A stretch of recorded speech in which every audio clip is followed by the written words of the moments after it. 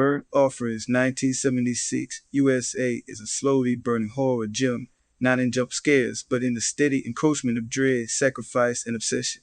Its blend of supernatural force and psychological decay ensures it lingers in your mind long after the credits. Which facts surprise you most as the cut opening, divine trick, or the biblical meaning behind the title? Leave your thoughts below. If you enjoyed this dive into Burnt Offerings, 1976 USA, be sure to like, share, and subscribe for more hidden stories from Chile Cinema. Fact 01. The house is filmed fully on location. The Grand Mansion in Burnt Offerings, 1976 USA wasn't a studio set. The film was shot entirely on location in the historic Dunsmore House in Oakland, California. The filmmakers did not build interior sets to duplicate rooms. Instead, they adapted the real rooms, corridors, and upholstery, making the house itself a living, breathing character. Because every creak, every shadow, every wall was real. The atmosphere feels unsettlingly organic. That authenticity lets the supernatural elements creep in slowly. You sense the house's presence long before any overheard hauntings. Also, because they use the real structure, continuity between scenes is unsettling. You may spot a window or door you've seen before, but in a different mood of lighting. Fact 02. A 15-minute opening was cut. Originally, Burnt Offerings, 1976, USA began with a longer sequence showing the Rowe family in New York. Then getting a parking ticket, the family spotting the ad for the house, and their daily life before moving. Director Dan Curtis decided it was boring and trimmed roughly 15 minutes from the opening. Removing that setup made the film start more abruptly, dropping you right into the psychological tension. Many viewers missed that missing prologue. It would have softened the transition into horror. But the choice also amplifies the disorientation.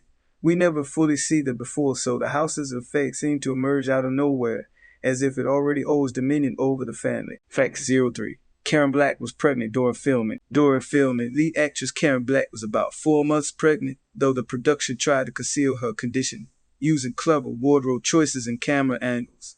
In several medium or wide shots, her pregnancy is nearly invisible, but in close shots, certain costumes, flowing dress, heavy fabric helped obscure her midsection. The pregnancy adds an undercurrent of vulnerability and transformation to her character, Marion, whose body and identity are gradually claimed by a house.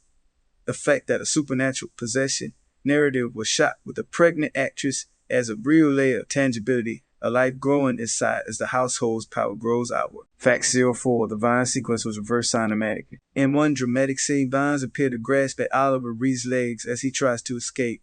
But that shot was filmed in reverse.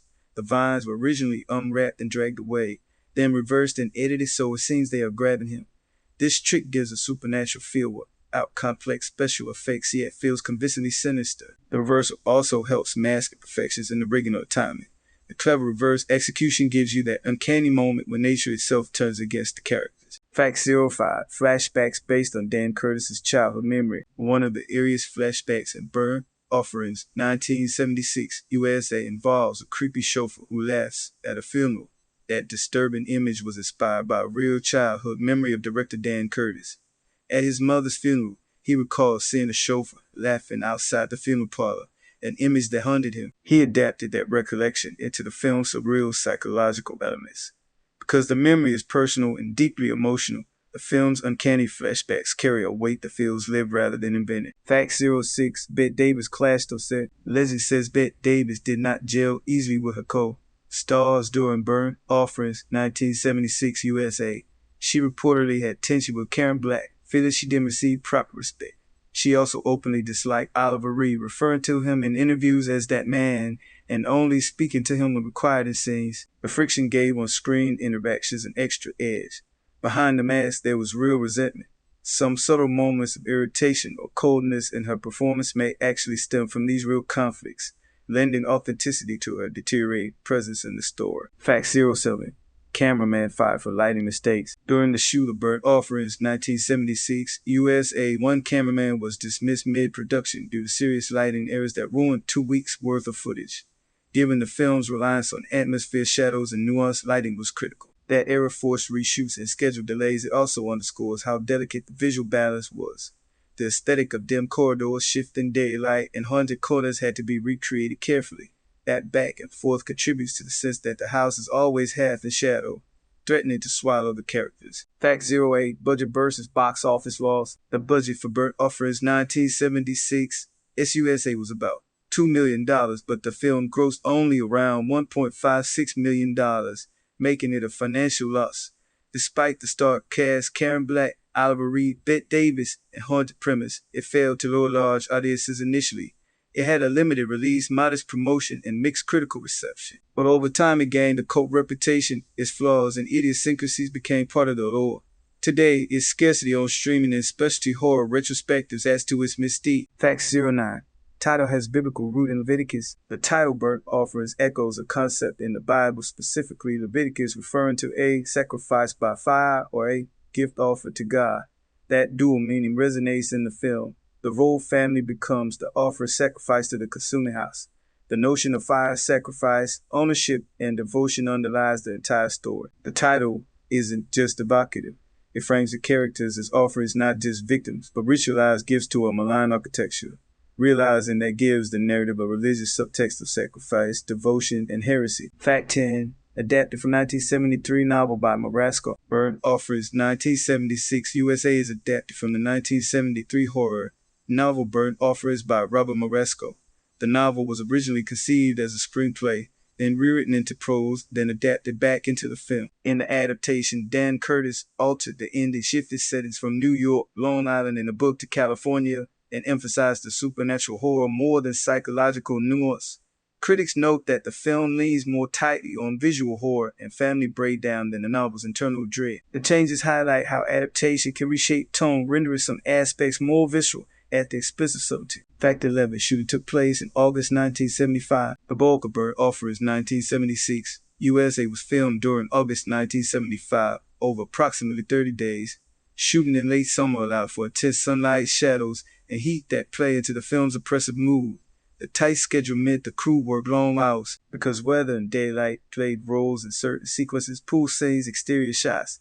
They had to time carefully. The intense schedule is impressive given the technical demands of lighting, stunts, and location work in the lush historic house. Fact 12. Dunsmore House later used in other films. After Burnt Offerings 1976 USA, the Dunsmore House would appear in other films, including Phantasm. So, I Married an Ex-Murderer, A View to a Kill, True Crime, and Little Girls Blue. The haunting architecture made it a favorite for filmmakers seeking movie settings. Its reuse ties Burnt Offerings into a larger web of cinematic memory. When you see the house again, echoes of the original haunt you. It becomes part of film lore geography, a haunted landmark in the minds of genre fans. Fact 13. The film critically mixed but awarded status. Upon release, Burnt Offerings 1976 USA received mixed reviews as some critics praised atmosphere, others found plot. But in 1977 it won 3 Saturn Awards. Best Director Dan Curtis, Best Supporting Actress Bette Davis, and Best Horror Film. That recognition showed the genre community valued its ambition and moved more than mainstream box office metrics. Over time, the film's status elevated from flop to cult classic, with critics now analyzing its themes of materialism, obsession, and familial dissolution. Fact 14.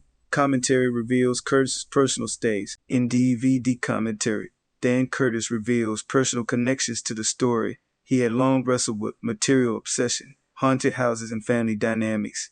He admitted he disliked the novel's open ending, so he crafted the film's conclusion to give closure. Also, he took inspiration from his own fears and memories like the chauffeur memory described earlier.